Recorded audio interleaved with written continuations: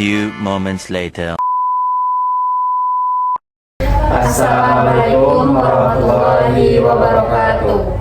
Kami dari kelompok 6 akan mempresentasikan hasil PPT dari laporan 3 sampai laporan 6 yang beranggotakan saya sendiri, Rian Pratama Putra 230099, Saya Nurul Fadilah 230095. Saya Monaliza Rusifa 230089. Saya Muhammad Karafil Fareza 230092. Baik, pada laporan ketiga ini membahas pada pengumpulan dan analisis data kinerjanya. Yang pertama yaitu ada MTBF, MTTR, Availability, dan Reliability. Sistem perawatan pada Hoistcran di CV Karya Biru Mandiri saat ini menerapkan beberapa metode perawatan seperti MTBF, Mean Time Between Failure, dan MTTR, Mean Time to Repair, Availability, dan Reliability. Berikut ini penjelasan konsep dan aplikasinya pada sistem yang dijelaskan.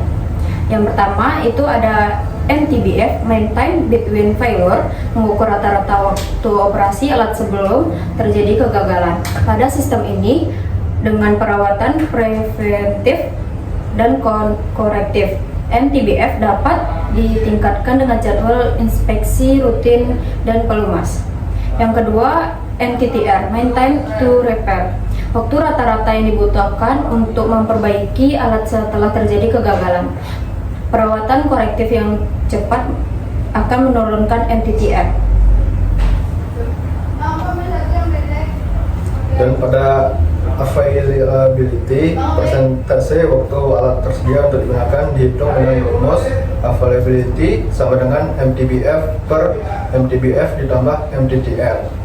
Reliability, peluang alat beroperasi tanpa gagal dalam periode waktu tertentu, sangat dipengaruhi oleh efektivitas perawatan preventif dan prediktif. Tabel konsep data kinerja. Pada parameter MTBF, rata-rata waktu untuk mengantar kegagalan. Aplikasi pada Hoistcran ditingkatkan dengan inspeksi dan perumas. Pada parameter MTTR, rata-rata waktu perbaikan setelah kerusakan. Pada aplikasi Hoistcran ditekan dengan respon perbaikan cepat.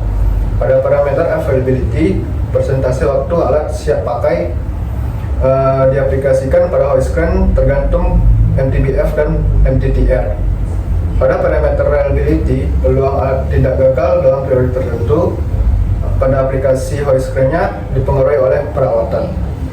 Yang kedua yaitu pola kegagalan failure modes. Pola kegagalan yang umum pada Hoistcran di CV Karya Biru Mandiri meliputi yang pertama yaitu kerusakan motor. Pada kerusakan motor ini, motor pengangkat tidak berfungsi atau mengalami overheating. Yang kedua, rantai macet atau aus, rantai pengangkat macet atau aus akibat kurang pelumasan. Dan yang ketiga ada kabel putus. Pada kabel putus ini, kabel listrik mengalami keausan atau putus karena beban berlebih atau dengan kerja yang keras. Dan terakhir ada rem dan limit switch, yaitu rem tidak berfungsi optimal atau saklar batas gagal bekerja, berpotensi menyebabkan kecelakaan kerja. Yang ketiga, kondisi operasional. Yang pertama, suara abnormal, indikasi awal kegagalan mekanis seperti aus pada roda gigi atau bearing.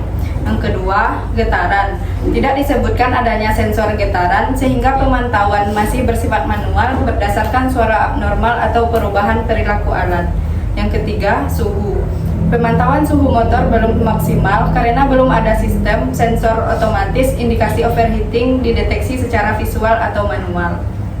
Yang keempat, tekanan. Tidak relevan secara langsung pada Hoistcran, namun tekanan pada komponen mekanis seperti rem dipantau secara berkala. Dan yang terakhir, inspeksi visual. Pemeriksaan harian atau mingguan dilakukan terhadap rantai, kabel, dan tombol kendali untuk mendeteksi tanda-tanda awal kegagalan. Baik, pada laporan 4 membahas lakukan teknis analisis kegagalan. A. Analisis kegagalan Hoistcran dengan metode RCA Root Cause Analysis. 1. Pendahuluan. Analisis kegagalan pada Hoistcran di CV Karya Biru Mandiri dilakukan dengan metode Root Cause Analysis atau RCA untuk mengidentifikasi penyebab utama gangguan dan kerusakan berdasarkan data dan deskripsi sistem perawatan. Yang kedua, Langkah RCA pada hoistcran. A. Identifikasi masalah utama. Berdasarkan laporan, beberapa masalah utama yang sering terjadi pada hoistcran meliputi 1. Motor pengangkat tidak berfungsi atau overheat. Yang kedua, rantai pengangkat macet atau aus. Yang ketiga, kabel listrik putus atau aus.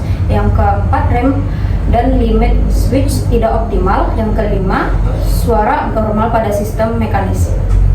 Dan langkah yang ke B-nya tabel ringkasan RCA, yaitu masalah utama pada motor overheating atau tidak jalan. Akar permasalahannya itu beban berlebihan, ventilasi buruk, kurang pelatihan pada operator. Rekomendasi perbaikannya yaitu sensor beban, SOP, dan pelatihan.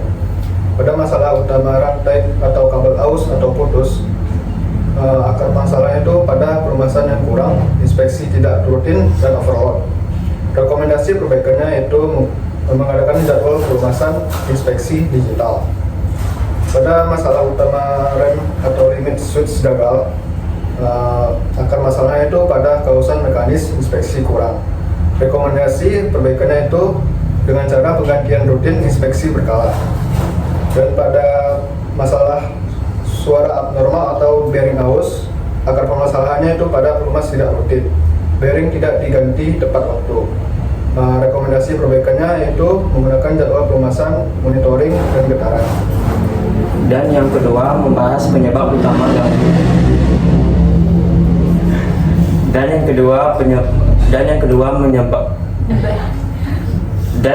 membahas penyebab utama gangguan atau kerusakan.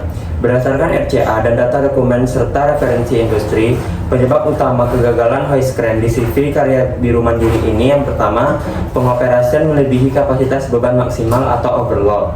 Dan yang kedua, kurangnya pelumasan dan inspeksi rutin pada komponen utama seperti rantai, kabel, dan bearing.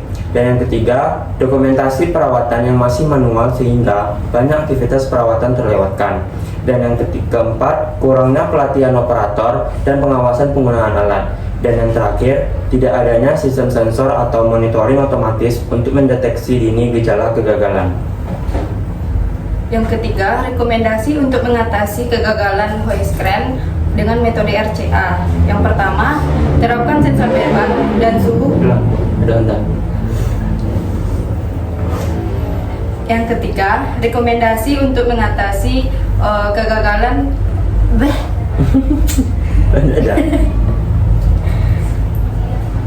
Yang ketiga, rekomendasi untuk mengatasi kegagalan hoistcran dengan metode RCA. Yang pertama, terapkan sensor beban dan suhu pada motor serta sistem monitoring getaran untuk deteksi dini. Yang kedua, tingkatkan jadwal inspeksi dan pelumasan dengan sistem digital. Yang ketiga, lakukan pemilihan operator secara rutin terkait SOP penggunaan hoist. Yang keempat, evaluasi perbaiki SOP perawatan agar lebih berbasis dan terstruktur. Baik, pada laporan kelima ini membahas untuk membuat rekomendasi perbaikan dari metode RCA. A. Strategi perawatan baru. 1. Penerapan predictive maintenance, yaitu yang pertama ada pasangan sensor IoT, getaran, suhu, beban pada motor, rantai, dan komponen kritis untuk pemantauan real time. Yang kedua ada gunakan analisis data guna mendeteksi anomali sebelum kegagalan terjadi. Yang kedua ada optimasi preventive maintenance. Yang A itu ada tingkat frekuensi pelumasan dan inspeksi berbasis kondisi operasional, bukan jadwal tetap. Yang B implementasi digital checklist untuk dokumentasi otomatis menggantikan sistem manual. Yang ketiga pelatihan dan SOP. Pada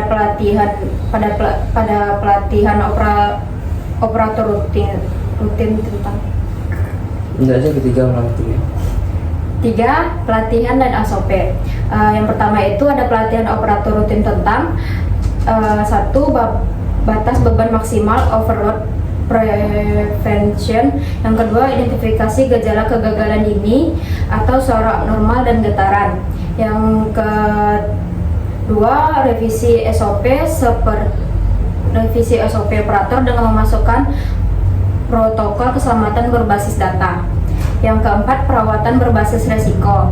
Yang prioritas perbaikan komponen berdasarkan analisis RCA. Yang pertama ada motor, sensor beban atau suhu.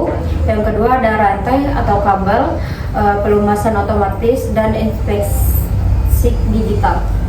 Dan yang B, estimasi peningkatan kinerja. Dengan strategi baru, kinerja alat diproyeksi meningkat sebagai berikut. Pada parameter MTBF, kondisinya itu pada kondisi rendah. Estimasi pasca implementasi pada 40-60%. Pengurangan frekuensi kegagalan. Pada parameter MTTR, kondisi yaitu pada kondisi tinggi. Estimasi pasca berada 30-40%. Perbaikan lebih cepat dengan diagnosa berbasis data. Pada parameter availability, kondisi belum diukur. Lebih besar sama 90% dengan optimal MTBF dan MTTR. Pada parameter reliability, kondisinya yaitu tidak stabil. Berada estimasi pasca 35%. Pengukuran failure modus. Estimasi ini berdasarkan studi kasus sejenis dan model pasca estimasi Google. Implementasi IoT, nggak lot aja. Dan yang C, rekomendasi tools dan sistem pendukung. Yang pertama membahas IoT platform. Pada IoT platform ini, sensor nirkabel atau vibrasi thermal beban terintegrasi dengan dashboard real time. Contohnya, sistem concurrence lift untuk pemantauan kren. Dan yang kedua ada AI dan machine learning. Yang pertama, algoritma prediktif. Contohnya analisis tren getaran yang berguna untuk perkiraan masa pakai komponen. Dan yang kedua, integrasi dengan CMS atau Computerized Maintenance Management System untuk otomasi jadwal perawatan. Dan yang ketiga, membahas augmented reality atau AR. Pada augmented reality ini membahas panduan perbaikan berbasis AR untuk teknisi, mengurangi human error. Dan yang terakhir ada digital twin, simulasi kinerja hoist crane dalam berbagai skenario beban untuk optimasi desain. Dan yang D, dampak yang diharapkan. Yang pertama, pengurangan downtime. Deteksi dini kegagalan memotong waktu perbaikan hingga 40%. Yang kedua, peningkatan keselamatan. Sensor beban mencegah overload, mengurangi risiko kecelakaan. Yang ketiga, biaya operasional. Efisiensi perawatan menekan biaya spare part hingga 25% dalam jangka menengah. Implementasi rekomendasi ini memerlukan investasi awal pada sensor dan pelatihan. Namun ROI diproyeksikan tercapai 12-18 bulan melalui peningkatan produktivitas dan penurunan biaya darurat. Baik, pada laporan terakhir mengenai kesimpulan dari laporan 1 sampai laporan 5 yang kami menganalisis mesin hoist crane pada CV Karya Biru Mandiri. Berdasarkan laporan tahap 1 hingga tahap 5, dapat disimpulkan bahwa sistem perawatan pada peralatan industri, khususnya hoist crane di CV Karya Biru Mandiri, saat ini masih didominasi oleh pendekatan reaktif dan manual, sehingga sering terjadi downtime produksi dan resiko kecelakaan kerja. Evaluasi menunjukkan bahwa pola perawatan preventif dan korektif telah diterapkan, namun belum optimal karena minimnya pemanfaatan teknologi, sensor, dan dokumentasi digital.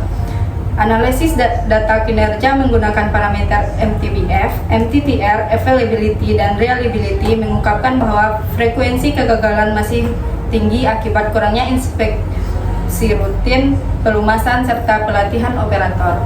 Melalui metode root cause analysis 1 RCA ini ditemukan bahwa akar masalah utamanya adalah overload pada mesin hoist crane, pelumasan yang kurang, inspeksi yang tidak terjadwal, dan minimnya monitoring otomatis. Oleh karena itu direkomendasikan penerapan strategi perawatan berbasis prediktif dengan pemasangan sensor IoT, digitalisasi checklist, pelatihan operator, serta revisi SOP berbasis data. Implementasi strategi ini diproyeksikan mampu meningkatkan MTBF hingga 40-50%, menurunkan MTTR 30-40%, availability alat mencapai besar atau dari 90%, dan reliability naik 35%, sekaligus menekankan downtime, meningkatkan keselamatan kerja, serta menurunkan biaya operasional secara signifikan dalam jangka menengah. Baik, itu tadi presentasi dari kelompok 6 yang mana kami membahas evaluasi sistem perawatan pada peralatan industri, dan rekomendasi perbaikan berbasis teknik keandalan di CV karya Biru Mandiri pada mesin hoist crane di Kota Padang, Sumatera Barat. Apabila ada salah kata, kami mohon maaf dan kami tutup dengan Assalamualaikum warahmatullahi wabarakatuh.